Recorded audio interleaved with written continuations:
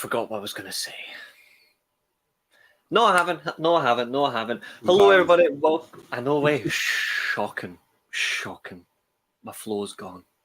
Hello, everyone, and welcome back to the weekly Armchair Sports Talk. It's Devil's Advocate with a posing question. Is Stu a poser? The answer is yes. Where's that come from? Everywhere. It is Devil's Advocate. It is the weekly Armchair Sports Talk. I'm hosting, so I feel sorry for everyone that's watching. It is a big one, and it is a very important question, which is, are Manchester United back? Are Manchester United back? Well, that's the question, but the answers are going to be very interesting as well from my guests. And of course, I am joined by two interesting guests. I'm joined by my favourite bald friend, who is Callum. It's good to see you. And I'm joined by a man who hates posers, and that's Stu. So, lads, before we ask the question, how are you both doing? Yeah, not bad actually today. A bit busy as always. You know, I get up at midday. I do 5 minutes of work, then I go back to sleep. You know, it's hard being me. Yeah, but no, busy day actually. It's been non-stop. I don't know about you, but it's been non-stop since Christmas. Because we came back on the 4th, it's just been absolutely non-stop. So yeah, it's good. I'm on a little break from work. I've got like the next 8. Well, I've been off since yesterday. I've got 8 days off, so I'm just using some of my holidays that I've got just to recharge a little bit. So that's what I'm doing. Before I get to Balda's best in a minute, I'm just going to come into chat and say hello to Hella. Good to see you. And Stu is a poser. Well, that's you confirmed. Thank you, Hella. I appreciate that. Callum, my man, good to see you. I've not spoken to you in a wee while on stream. How you doing? And I've noticed as well you're doing well on your TikToks. I know I decided to do a couple of TikToks. I've not done one for a little while. I feel a bit cringy doing them, to be honest. So I've not done one for a while. I'm sure if I think of something funny to say, I might do one. But at the moment, they're on the pause. I've only done 2, so they didn't really last long, did they? But we might pick it up again in the future. We'll see how I feel.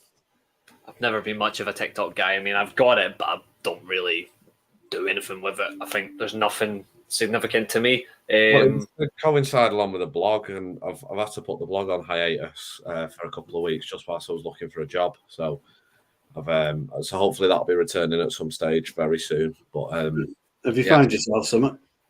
Yeah, I think so. Yeah, just waiting for everything to be confirmed. But yeah, hopefully everything's all right. And does that mean the mighty Skoda's gone then? Yeah, the mighty Skoda has gone. It went last week. Went a week and a half ago. It went. I missed that car already.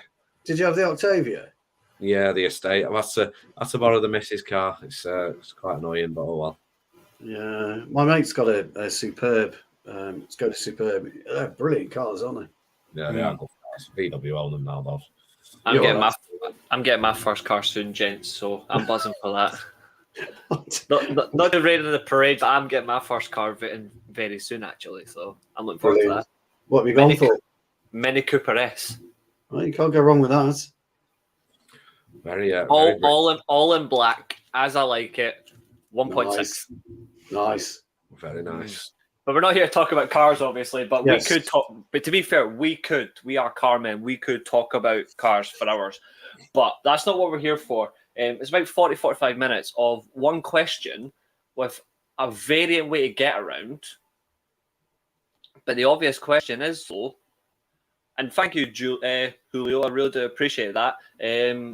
First of all, I am well. Thanks very much. I know the lads are. I hope you are too, by the way. Hope you are too. Welcome to the stream. I haven't seen you before. That's probably because I've not been hosting for a little while on the football stream. So welcome from me, Julio. Or Julio, how you pronounce it, but I think it's Julio. The question is, lads, for tonight's stream, and I think it really is about perspective, because we were speaking about it briefly backstage. Are United back? Or were United ever gone in the first place? If Rio Ferdinand was here, he would probably give us a 5-minute waffle about checkbooks. But we're gonna get into it, and I'm gonna come straight to you, Stu, because you made a very good point backstage. I know, Callum, you did as well, but I was really taking to Stu's point. But I'm gonna pose it to you, and I'm gonna pose it to the live chat. Are Manchester United back? Yeah, well, I said to you backstage, have we actually ever disappeared? We've remained at the top table, irrespective of where we finished, seventh, second, third, fourth, whichever. We're still in the top table. I actually think it's a generational question, because my first game was 1977. And so for me, I've seen the peaks and the troughs of how Manchester United have performed, their trajectory. And our history does tell us, right from our inception, that we have these highs and we have these lows. And there's always a tidy gap between the highs and the lows. We don't tend to bounce back quickly. We take our time in bouncing back. And I think that, for someone like Cal's age, then it's a bit different because he grew up, and yourself did, with success. Yes. Whereas I grew up with mediocrity. And so for us to win a trophy was absolutely great. But it was always Liverpool and Wolves that were dominating back in the late 70s and early 80s. And then Everton eventually come along as well. Yeah, and so that's kind of now taken its turn. So, football changes. The way that teams operate, they change. But to say, are we generally back? For me, we've never gone anywhere. We're still Manchester United. We're still the greatest club on the face of the planet. And nobody will ever take that away from us. Nobody will be able to compete with what we are as this massive commercial enterprise, as a massive entity of a football club. Mm-hmm. So we've always been there. Yeah. We're just like the head of Guinness. We're just slightly below the beautiful froth that you get. We sit slightly below there at the moment. But like Guinness, you take it slowly and eventually it rises. And we are rising right now. But I can see various points on this one. A lot of people will say that we are back. And I know Cal's got a brilliant point, and he's absolutely right. I did like it, yeah. But from my viewpoint, I don't actually think we went anywhere. We just are going through our lull in our period of our history. So I am in the exact same inkling as you, and I'm right in saying as well, your first game as a Man United fan, not the exact team, but your first game as a Man United fan was during the Dave Sexton era, not the Docherty era. Yeah, correct. I was just outside the dock. I was 77. Yeah. So Sexton, yeah. Not bad. Not the best of managers. We won't talk about that. But he was a revered coach, though. He was a phenomenal coach. A little bit like Steve McLaren, a revered coach, just couldn't really turn it into management. Absolutely. I'm going to get Callum's point in just a minute, but I thought Steve's comments were absolutely fantastic. So if you do want to listen more about Stu's comments, hit that rewind button. Because I did think that point was fantastic. Hella's comment before I come to you, Callum. We are. Even my Leicester, Scouser, and Leeds fan colleagues say we are. I feel so sorry for you. I only work with a couple of Scousers, like Scouse fans, but luckily they're not from there anyway. They're all terrified of everywhere in our team. Fear is a good thing. Like, put fear of God in people, I'll be happy. Callum, you made a fantastic point backstage, actually. And for those that are watching, by the way, there are 7 people watching, all on YouTube. Please do hit that like, share, and subscribe button. And as well, share this as much as you can. It'd be great to get everyone's viewpoint on the main topic question. Are Manchester United back? Callum, you made a fantastic point, mate, and I'm going to give it all to you. Go on. What your view on are Man United back?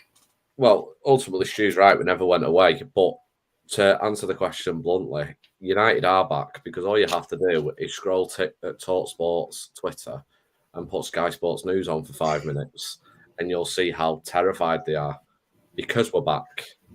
Every single, for a team that's just beaten Barcelona, a team that's just won a cup and got through to the quarterfinals of the FA Cup, they surely don't like giving us any praise, do they? It's ridiculous. Absolutely. Man United a lot of praise. Yeah, we can go round and say it's the Mickey Mouse Cup, and we can say it's the worst of the trophies. I spoke out against it a lot. It's not my favourite trophy in the world, but at the end of the day, it's still a trophy. It's a confidence thing for the team. It'll be the start of something, I think. But when you've got all the fans saying, oh, my God, look at how they're celebrating when those exact same fans celebrated the same thing 12 months ago, like they just won the Champions League. It just comes across very hypocritical. You've got people on media stations and certain radio stations who are constantly ridiculing everything we're doing, criticising 18-year-old players, criticising absolutely every single thing that the manager wears. Yeah, doing everything they can to refuse to give us any credit for what we've just done over the past 7 days. That's why Man United are back, because, you know, when we had the likes of Solskjaer and Van Gaal, Mourinho, I think a lot of people were obviously a little sceptical, and I don't mean United fans, I mean rival fans.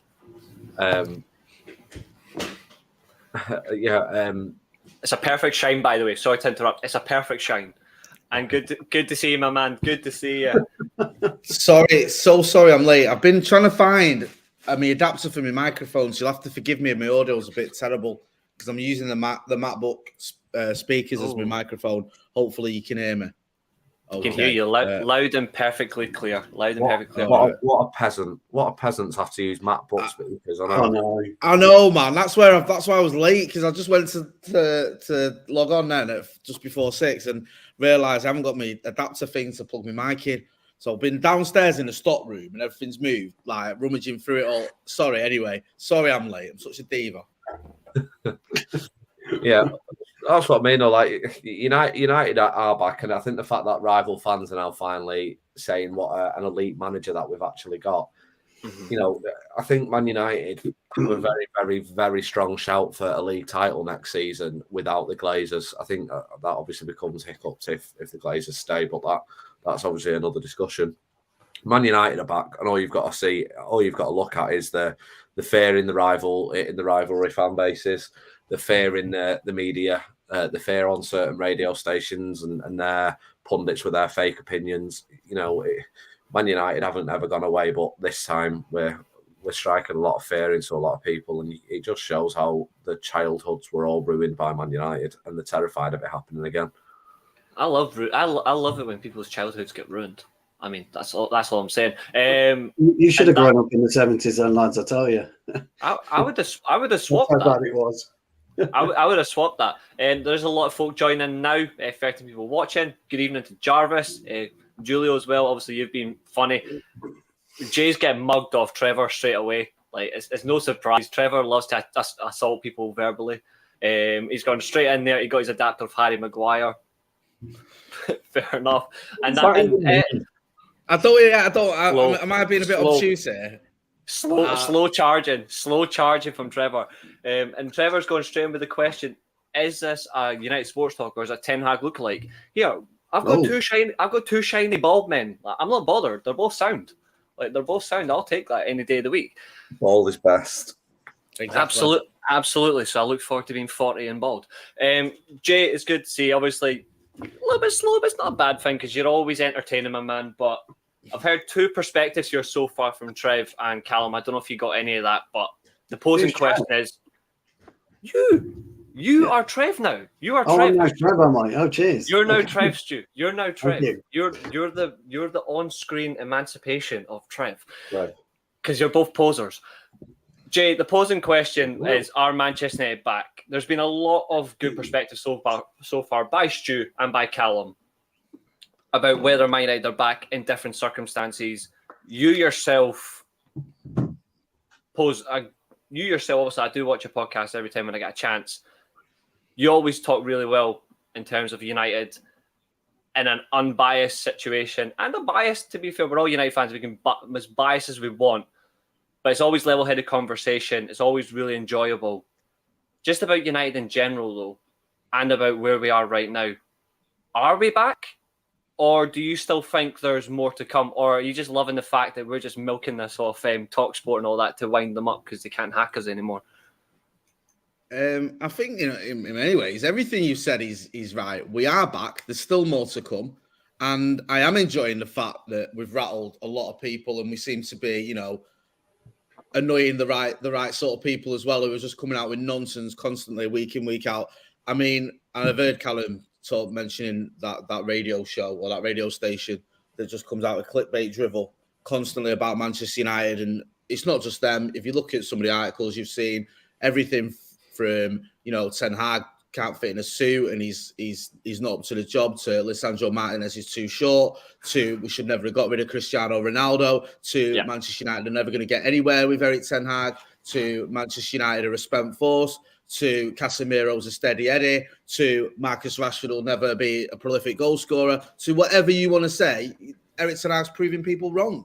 If you look at all the criticisms that were levelled at this club when everyone lost their mind after the Brentford game, he silenced everyone because he's won a trophy. He's got United playing the most sort of entertaining football I've seen in a long time. He's also got us winning more games than any other team in Europe's top 5 leagues. We're on for at least, we've won 1 trophy. We could potentially win 4, but you wouldn't be surprised if we won more than 1. I mean, you've got to give his credit to Erik ten Hag. He's got the young players coming through, the likes of Garnacho playing well. He's getting a tune out of the likes of Luke Shaw, Marcus Rashford, and 1 or 2 others. His signings have been fantastic.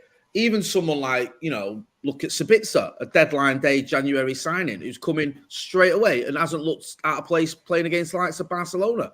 You look at Wout Weghorst. I know he doesn't score lots of goals, but he plays a part in the team's wins. If you don't have him in that team, you might not win that game. So it's all just coming to fruition. And I think that you've got to look at the manager and what he's done. And I just think he's done a fantastic job. And I think we are back. I feel as a fan like we're back. Yes, we've not won a league title yet, and we've not won a Champions League. And you could argue that that's where United should be at. But if you were to sort of put it into a feeling, do I feel like Manchester United are back? Hell yeah. I felt like it when I was stood in Wembley on Sunday, watching my team win a trophy, listening to all the fans around me. It does feel like we're back. And we've got a team and a set of players and a manager we can truly believe in. And I think it's been a little while since we've been able to say that. I really do. Yeah, and I think this is a perfect comment here as well. Good to see you, mate. I know Keane wanted to be on tonight, but he can't. He's sadly elsewhere, so he can't join us tonight. But good comment here. Look how he's transformed the likes of Fred. Shows he's working wonders. Absolutely. Speaking of Fred, actually, and this is actually a very good point. I love taking the piss out of people on Twitter who have, and I'm going to say as much language as I want, who've mugged this guy off since he's been here, saying, oh, he's not good enough, he's not technically sound, he does nothing. I think Fred is generally the perfect... People say that the best way of determining people's eye test if they watch Bruno Fernandes about whether they know football, about what he actually contributes to a team. For me, watching Fred, because it's so funny to watch people have to eat the words just about how good he is. He isn't the best technical player in the world, but it's funny watching him, right, where they have to actually suffer and go, shit, we have to celebrate a Fred goal now. And it's just so funny where they can't accept it. And he's now scored big games against the likes of Barcelona. He was decisive against Newcastle. He was brilliant last night. And I haven't heard a peep about him. And it's brilliant. And that's my perfect way of just shutting people up. This comment here as well by Luke is actually a good one. We're on a perfect stepping stone.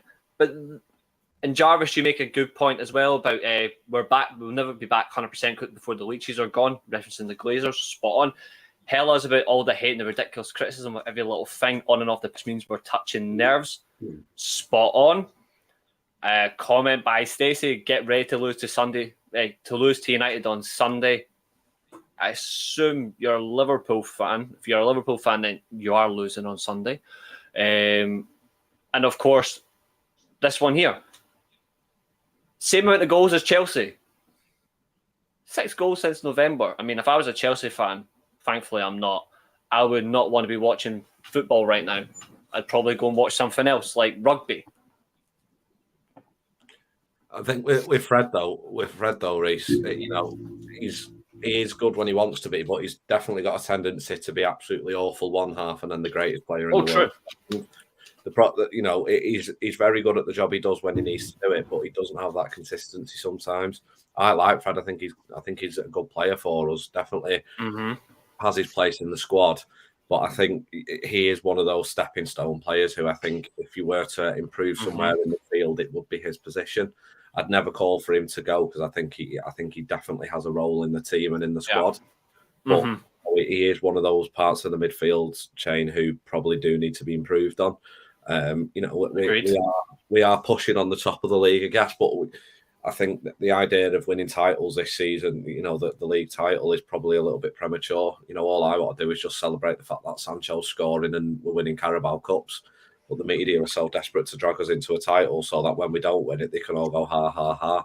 So at this point, I think that there's still a few positions in the entire team that probably need improving on. Fred's probably one of those. You know, you could probably suggest the right back's the same, and maybe the striker. But you know, Fred gets his plaudits and he gets his abuse, and those people that don't that moan because they've got to celebrate a Fred goal, you know, are probably the very usual culprits online. But I'm happy for him, and I'm happy that he's found some form and he's got among the goals. The thing about Fred is he was a victim of non-direction. So when he was playing under Absolutely, and he was playing alongside McTominay, you're not playing alongside somebody who has a presence on the pitch. Casemiro has this presence on the pitch, doesn't he? Martinez has this presence on the pitch. Varane has this presence on the pitch. It enables him to not be so rash with the ball. It enables him to take it, hold it, and then move it. It enables him to move into positions that's natural to him because he knows that when he looks over his shoulder, he looks to his right or his left, Casemiro is somewhere alongside him. And he knows he's got strong coverage behind him. Yeah. Before we had this spine, it was almost impossible for Fred to play his natural game. And we're seeing the real benefits of that now. But, you know, Callum's right. You know, he is kind of second half Fred at the moment, you know, and he needs to kind of step that up and become a 90-minute or a 95-minute Fred. He takes him a long time to play himself into a game of football. Now, I say this a lot, and you've heard me speak about this, Reece. I know Callum has, that if he makes a mistake within a game, although he'll try to rectify it, he tries too hard to rectify it, so he goes over the top. Yeah. Instead of standing and thinking, right, I've made this error. Next time I get the ball, I'm going to pop it off 2 yards. Do something natural to him. He won't do that. And I think he's been a real victim of non-direction. And I'm like, Carl, I don't think he's necessarily the future alongside Casemiro. Jay was right about Sabitzer. He's come in seamlessly. I think he's been a terrific sign. If we could steal him for 20 mil in the summer, that would be a great bit of business for us. But Fred is almost on the cusp. He's right on the tipping point of Ten Hag saying, look, I'm going to start you. But he's not. I don't know whether Ten Hag trusts him for 90 minutes. And that's what Fred's got to add to his game. But, you know, Cal's assessment was spot on about him. Yeah, I think there's one other thing as well, though, that Fred needs to be given credit for is when you think about players who get criticised the most in this team, the immediate names that come to mind, obviously, are the likes of Marcus Rashford, Bruno Fernandes, because he gives the ball away too much because he loves to take risks. Rashford, because he doesn't take on players that much and he gets stopped by a fullback, but then he scores goals to make up for it. Or Maguire, because he's slower than Stones. Not Stones the player, but actually like Stones themselves. But Fred is one of those genuine players who gets criticised for everything. Fred could just step on the pitch and he's immediately criticised just for being there. He has, and I think you're right about he has to try so hard to rectify a mistake, but I think he tries so hard because he doesn't want to get that criticism. But criticism is everywhere now. Positive criticism, negative criticism. It's just I think people take it too far in a manner of speaking where this guy could score a perfect hat-trick that could win us the Europa League, for example, and he would probably get criticised for giving the ball away 2 yards. The problem is... Just before you guys come in on that, sorry, it's all about mentality. If you're an elite player, then you've got elite mentality. So you've got that strength, you've got that mental strength to not let it worry you. So when you cross that white line, you're going to play your game wholeheartedly. You don't worry about it. Fred isn't an elite player. He doesn't have that elite mentality. Sorry, Cal. Fred said it himself a while ago that I can't remember the exact quote, but it was something along the lines that he's happy to carry the piano as long as the pianist plays it well. And he knows his role perfectly. Ultimately, he's the perfect sort of squad player because he knows that he's not one of the best in the team, but he's happy to give the ball to those that are better as long as he does his job right. He does get criticised. Yeah, he gets criticised by probably the same people a lot. He seems to be a bit of they're all clueless in my opinion. he seems to be one of the scapegoats. You know, sometimes the criticism of him is warranted. You know, he does do some rash things that he shouldn't do, but that's like any footballer, and it happens across the game in every team. Fred deserves his credit when credit's due, but he deserves criticism when criticism's due. Like I say, I think he's one of the players that could be upgraded, but not necessarily removed entirely. So, Fred's been sort of a revelation. I think when Eriksen was injured and we were worried about the possibility of a new midfielder coming in, Fred was obviously going to be the guy that goes in, and he's obviously done his job really well. He's even got amongst the goals, which is something that has probably been one of his number one bugbears. You know, he doesn't get in among the goals enough. But Jay, I'm interested to hear what you think about Fred. What do you think of him? Absolutely. I want to hear Jay's opinion on it, but I also want to hear his answer to this question as well. On you go, Jay.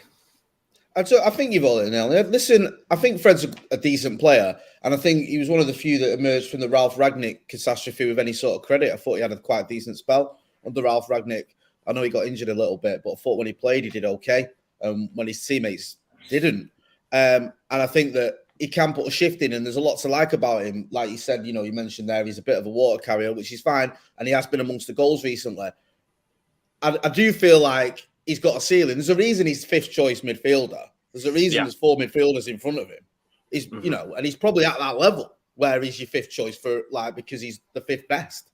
And there's nothing wrong with that. I just feel like if, say, for example, Casemiro was out for a while, or, you know, if we hadn't have brought in Sabitzer and we were, you know, when Eriksen got injured, we were just relying on Fred, you'd worry a little bit. If you had to see Fred playing the next 20 games, then you might be concerned. But if you want to bring him in and rotate him and play him for certain games, then I'm okay with that. And I think that there's a lot to like about him. He seems to be popular with his teammates because he will put a shift in. I think Fred sometimes suffers from the idea that he's like, he's okay at certain things. He doesn't shine at anything. Yeah. So he's okay as an 8, but he's not a Bruno in an 8. He doesn't shine. You go, he's box to box. He's phenomenal. You can put him in front of the defence, but he's not a Casemiro. He's not going to offer you that protection. You can push him up the pitch, and he's been amongst the goals recently, but he ain't a goal scorer. So I think he suffers from that a little bit. But as a squad player, I think he's leapfrogged over someone like Scott McTominay, for example, who now seems to be a sort of player who's looked upon as being almost, I wouldn't say useless, that's harsh, but to the point where even last night where he subbed at half time, and it's like, we can't really rely on this kid, even against West Ham. Whereas Fred is someone who you feel like, even if it's a big game like a Barcelona or whatever, in the new camp, you can rely on him. You can ask him to do a job. Yeah. I just feel that he is almost like the definition of a squad player. But listen, I think we have to be honest. You know, there's times when he's deserved criticism, like Cal said. I think it was at Leeds at home, he was shocking. Yeah, but there's other times when he's been great. So I like Fred. I think he is a good player. I think there's a ceiling there. I don't think he's ever going to keep the likes of Bruno or Eriksen when he's fit, or Casemiro out of the team. But as a squad player, I think if you look at other teams who are challenging for the title and you scratch beneath the surface of their starting 11, then you've got a few players in their squads that are around the same level as Fred. I don't think we're on our own here. Yeah, I just wonder whether, you know, if we did get 1 or 2 injuries and you had to rely on him, that's when you're probably going to go, that's a little bit concerning. And I like the fact that Erik ten Hag went out on deadline day and brought in Sabitzer, because I think when you've got Sabitzer starting some games and Fred starting some games, that works. When it's like you're relying on Fred every week, that's when you might worry sometimes. But no, I think Fred, for me, I don't know, maybe it's just the people I chat to and in my sort of group, I think he gets quite a lot of praise at the minute. I think the sort of people I listen to and people I chat to, they seem to like him. He's become a little bit of a cult hero, bizarrely, for a player who the whole McFred thing was absolutely ridiculed, wasn't it, by large sections of the fan base for quite a long time. Whereas now, I think it's McTominay who everyone's sort of going, I wouldn't be surprised if he goes in the summer. And a lot of people I speak to are like, you know what? If Fred was to stick around for another season, I wouldn't have a problem with that. Yeah, I think he is more of like an unsung hero. He does make moments where you just want to grab him by, well, literally, you wanted a Casemiro and grab him by the throat and not let go until he literally cries the words, "I'm sorry," in English, hopefully. But because I probably wouldn't understand if he said it in Portuguese. But he's just such a great guy, and he's such a great player, and he understands what it means. Like this guy could run for days. He works hard, and he does a lot. And I think he's actually a perfect emancipation of Ten Hag's coaching and what Ten Hag's done at United, where he does deserve all that credit. And I think you've all made that great point there so far tonight. This question did come in for you, Jay, which is, do you think having Steve McLaren at the club has helped Ten Hag settle in England and the English game? Or do you think it's more than that? Do you think it's more than just Steve McLaren? Your thoughts? I mean, listen, whatever Eric Ten Hag's doing, he's working. You know, I've seen people, and I've been guilty of it myself, giving Benny McCarthy praise, saying, look at what he's doing. But you don't know, unless you're in that squad, you don't know what each coach is doing. All you can look at is the results, and the results have been fantastic. The football's been great, and players are playing well. So I think Steve McLaren, Benny McCarthy, everyone else who's involved in Eric Ten Hag's coaching staff, and obviously Ten Hag himself, it's working. So I don't know how much each person does, because I'm not privy to that information. We can only speculate. But if you're looking at it, you go, we're winning trophies, we're winning football matches, everyone's playing well, then you have to give credit to the coaching staff and say, yeah, it seems to be working. It was funny because when we were doing well on the roller, people were going, oh, Kieran McKenna, Michael Carrick, they're doing a great job. And then when we're getting battered 5-0 off Liverpool, everyone's like, oh, Kieran McKenna's useless as a coach and Michael Carrick don't know what he's doing. But you don't know that. You don't know unless you're there. You can only go off what you see on the pitch. And what we're seeing on the pitch is, you know, a team full of belief, a team that has a sort of a game plan, a way of playing that works. You see a players full of confidence as well. So you have to say, whether it's Steve McLaren, whether it's Eric Ten Hag, whether it's Benny McCarthy or whoever, the coaching staff seems to be doing a job, because we can see it in the results. I think the one thing as well is, sorry, cutting there, Stu, I'll get to you in a second, is a lot of United fans say that United's best period of football was when Steve McLaren was the number 2 to Sir Alex Ferguson. But United's best team, according to most fans, is the team where Rennie Mullenstein was the number 2, and that was when we won the Champions League in 2007-2008, and obviously Carlos Queiroz was still big at that point as well. So I think it's all about perspective, but I'm not going to say like pick your favourites, but in terms of like coaching, I said at the start of the summer that I think it was on the show with Stu as well, I said I wanted Carlos Queiroz back as well at the club, even though we brought McLaren back because he's such a brilliant organiser of defence. But in terms of coaching, pose a question, all three of you, it's like, say whichever you want. His best period with Steve McLaren is in number 2, or Rennie Mullenstein? I'll just answer this quickly. To me, it's no coincidence that you're seeing this upturn in form since McLaren's been back at the club. However, what's interesting, and I read an article a while ago in the Summit that Ten Hag corroborated last night, or in an interview, that he does do one-on-one sessions with the players, and he was talking about specifically what he's been doing with Maguire. Yeah, and he's been showing Maguire his issues in games, and he's been showing Maguire different types of centre halves and how he wants Maguire to progress the ball, where he wants him to position himself, and things of that nature. And I quite like that. But then I've always said that the player has to take some of that responsibility himself. So if you're having a dip in form or a downturn in form, you've got analytics departments to go in, sit there and say, look, I know I'm playing Saturday. I know I'm going to be up against, well, we'll just use Haaland as an example, but any player. Fair enough. Let me see, where does he take the ball? Does he take it with his left foot? Does he take it with his right foot? Does he chest it or head it? Does he turn right? Does he turn left? Will he back into me? Will he elbow me? These are types of things as a centre half you need to know. Yes. And I'm just using Maguire as an example. But when you look at Casemiro, he kind of knows what he's doing because he makes the opposition mark him. So he's very, very clever within his movements. And so he wouldn't necessarily need that one-on-one from Ten Hag, which is the kind of point I'm getting at. Yeah, absolutely. I know, Callum, you'll have to be leaving us shortly, so I want to come to you on this one. But obviously, the main point of the question of today's show was are Man United back, and you made a fantastic point. But in the sense of are Man United back, forget the players at the moment and forget the manager, but just in terms of the backroom staff, this is my question to you, Callum, is just how impressed have you been with who he's actually brought in, the likes of McLaren, McCarthy, obviously his main assistant Van der Gaag, that has contributed in a way, and the fact as well that he's now allowed a coach who got ridiculed last year, in Eric Ramsey, he's now allowed him to go and do a dual job with Wales. So what's your thoughts on that, Callum, overall? Well, I think Jay kind of got it right. Realistically, none of us actually know. None of us are at the training ground seeing what they're doing with the players. Ten Hag is, the only one we can kind of comment on is Ten Hag because he's the manager and he's the sort of number one who you credit to it. But obviously, it goes without saying that the backroom staff have a say in that as well. Ultimately, Ten Hag had a say in who he brought into the club, and it's clearly worked. So, who am I to question him? He could have brought me in if he wanted. Like, he could have brought anybody in. Who am I to question him? He knows a lot more about football than I do.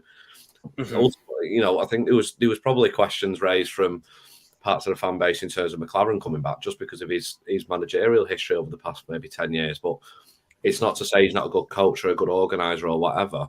If Ten Hag thinks that he can do a job as a coach, then you bring him in. It's the same with Van der Gaag or Eric Ramsey or whoever else is there, or Benny McCarthy. It's like that was said before. Everyone's crediting Benny McCarthy, but we don't actually know what he's doing. Like, it's just a case of the coaches are there for a reason. Credit them when they need to be credited. But good point. It's when the likes of Ollie's staff were being criticised, it was just a stick to beat him with for no reason. Realistically, you haven't got a clue what goes on at the what the hell goes on at the training ground. So I'm happy with what he's done, but the only person that could answer that question really is Ten Hag himself about if he's happy with the coaching staff, because we don't really see what goes on behind the scenes. And the way things are going right now, to yourself, where do you think we end up at the end of the season? Just right now, like, you can go as outlandish as you want if you wanted to, or just realistic. Like, what do you think?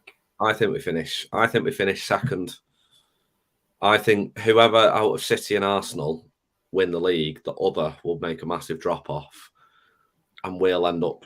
My only reservation of that is that the sheer amount of games we've got. I wonder if we can keep up the momentum we've got at the moment.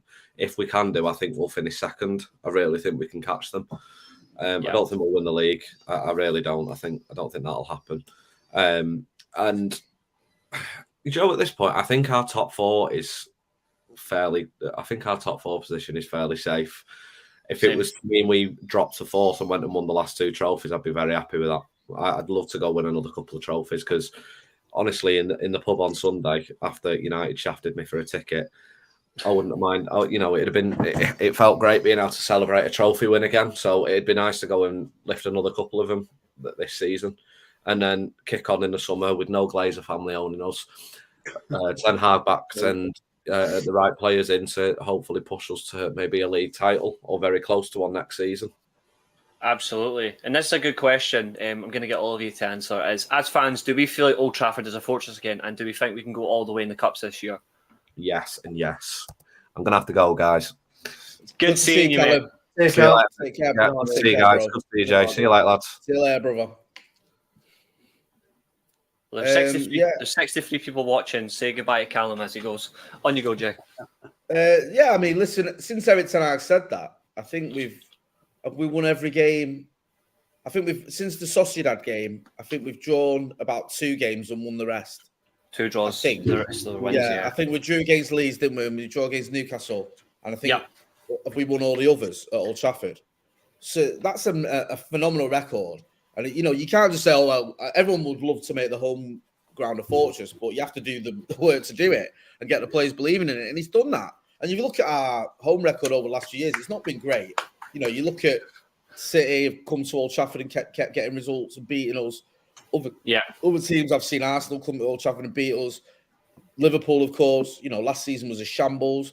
And he's turned that completely around. So you've got to give him credit to it. When he says these things, I want to turn the Old Trafford into a fortress.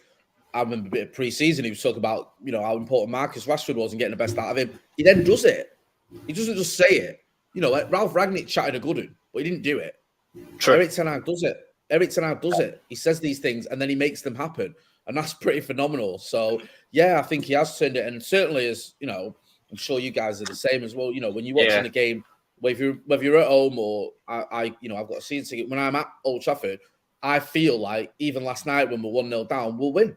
I have that feeling we'll turn this around. Mm-hmm. And I'm sure the players feel that as well. And it's, that belief is priceless because last season we'd go a goal behind and I'd be worried that it was going to become 2, 3, 4 or 5 or whatever. Same. This season, you're like, we'll do these. Don't worry about it. We've got this. And we have. I think another thing as well that's massive is this is what I find interesting about the Man United job is for our entire history, only 3 managers have ever won the league title, which is very telling over a period. Only 3 men have won it. Walter Crickmore, Sir Matt Busby, Sir Alex Ferguson. In terms of winning trophies, like O'Farrell, Sexton, a lot of them, Wilf McGuinness, they all failed. David Moyes, Community Shield, doesn't really count. Ole Gunnar Solskjaer, trophy-wise, didn't achieve what he wanted to do. In terms of who's actually achieved success in their first season, only 2 managers have ever won the trophy in the first season. Jose Mourinho, now Ten Hag. I've always believed since then, like, you cannot base a new manager on Sir Alex Ferguson. It's criminal to base a new manager on Sir Alex Ferguson because a completely different mentality, different mindset, different vision of what he had for the club.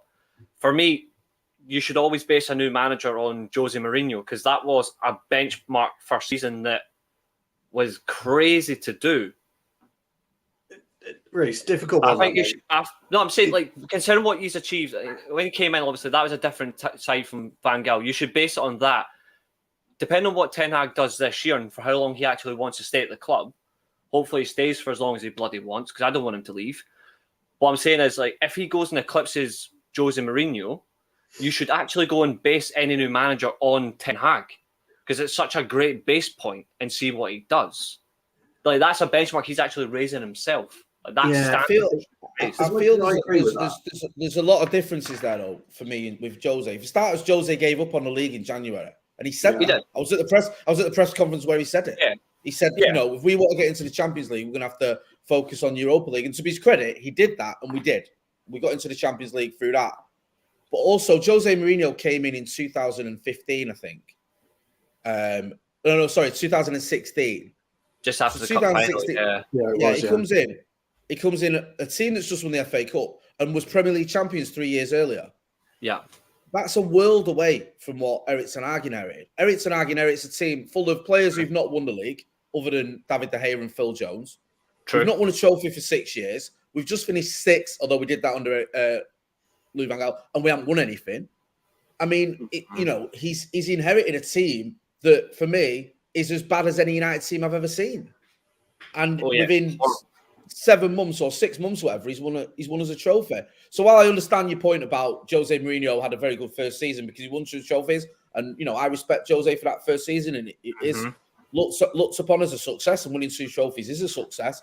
Yeah. I think that Erik ten Hag has come into a more difficult situation, and I think in many ways the fact that he's fighting on 4 fronts and we're in March and he's still doing that, you have to give him credit for that because Jose just went, forget the league. And I remember watching us in the league dropping points left, right, and centre against some poor teams because he gave up on it. Whereas we're fighting in every game in this league title. Yeah. So, I think Erik ten Hag, for me, deserves more credit than Jose Mourinho because of the things I've mentioned.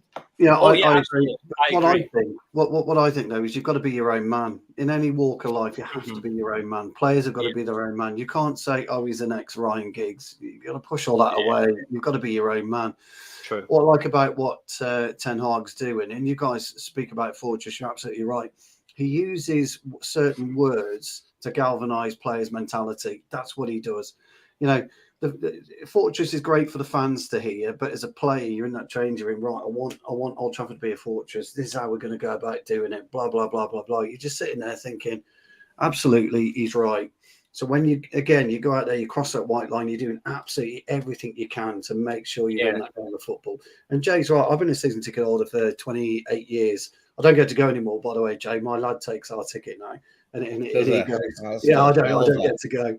So he goes. But at the end of the day, you are right. You go through there, and I see various groups. I see Twitter. We're playing shite. We're doing this. We're doing that. You got to sub this. You got to do this. Fuck off. Just hold your horses. We're 20 minutes in.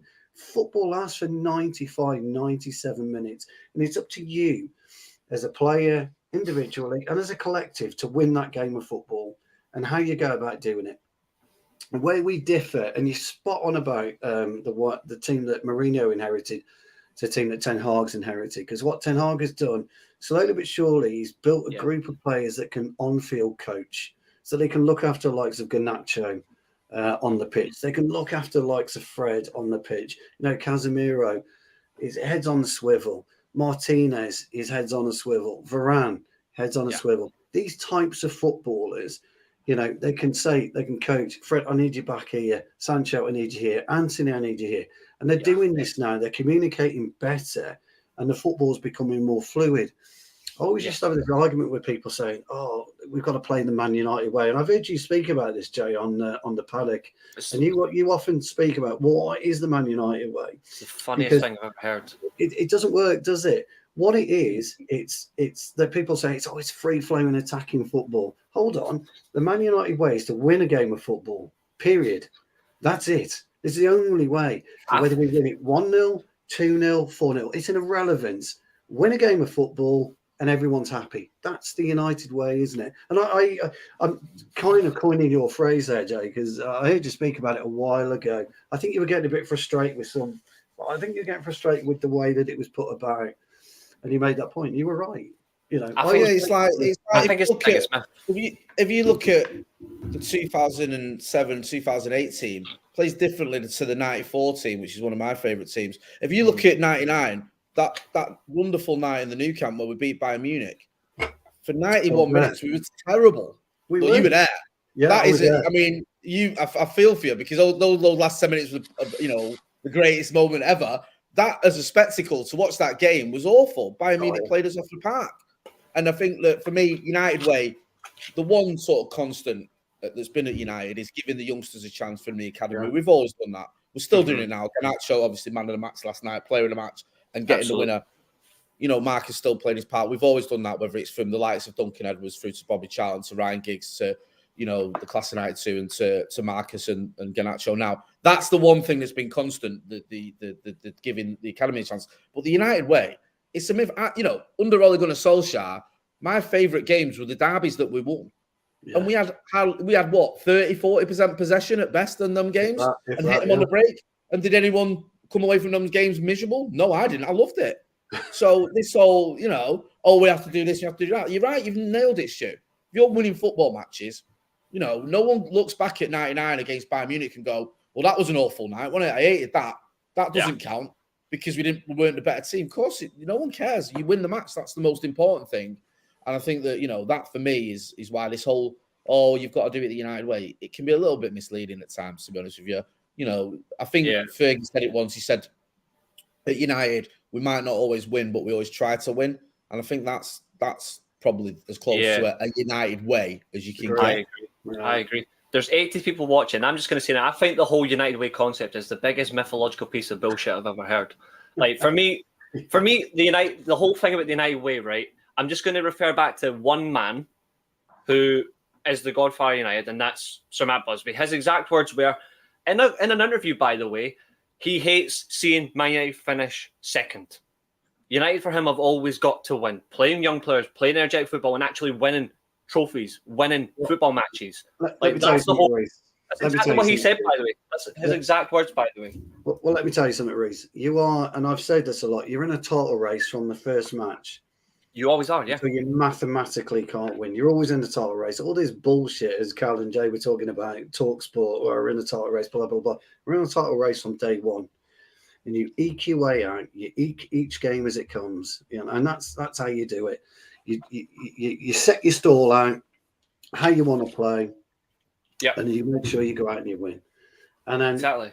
Whatever happens, I would like to see it. I think we'll do 3 cups this year. I think Carl's right, but I actually think we'll finish third. I don't think we'll get second, but I think we'll win 3 cups. I think we'll do that treble cup.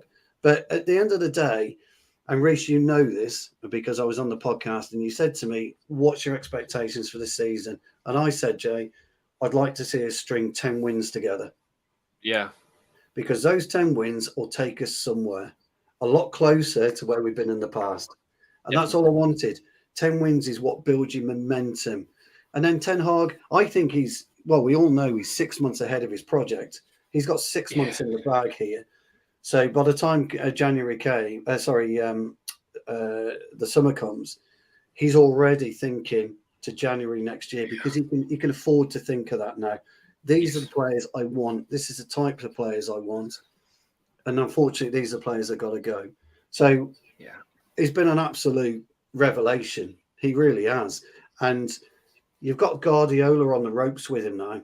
It's the first time Guardiola's spoken as a little bit tongue-in-cheek. He hasn't spoken about us for years, has he? He really hasn't. His smirk in his interview says a lot. Like, yeah. Guardiola speaks. I think one thing I do like about Guardiola is every time he does talk about Man United, even if it's when we're playing really shit or we're not even a genuine threat to him, he always speaks highly of the club because he respects the club's history. I think the one thing that's interesting is it's not what he said, it's what he said after, they just have to spend more money. Like, it's a little tongue-in-cheek comment, but then he smirked about it. It's like he knows United are a threat to him. Like, that's just like United's. We've had great transfer windows over the past decade, and then we've had some really shit ones. Ten Hag has come in and had 2 transfer windows, and he's actually nailed them on the whole way through. Name me a Man United manager's had a perfect January and summer transfer window. Have we actually had the perfect transfer window? Because we're brought in the correct players, but we're not shifting out the right players for money. We're not bringing any money in. We're spending money. We're not bringing any money in. When you look at the City and United transfers over the Guardiola, we spent roughly the same amount of money, but they've sold about £450 million worth of players, haven't they? What have we sold? Have we sold 100 million? No, we just sold Dan James for 25. That was it. And this is the problem. You see, and that's why he's looking at us, and people are looking at us. We can't sell. We can't seem to get that strategy right. So, whatever happens moving forward, and I don't want to get into the ownership. Because that's nothing to do with tonight. Yeah. It's nothing to do with tonight. But whatever happens forward, we've got to get that side of the business right. We've got to get the outgoings right as well as the incomings. Yeah. I'm going to get Jay's point of view on something, actually, because you mentioned something there, like you spoke about it, like expectations, and I asked you, mine was 5th and 2 trophies. I said bullishly, we're winning 2 trophies, but we might not finish in the top 4. And we're way ahead of schedule, and I'm actually really happy about that.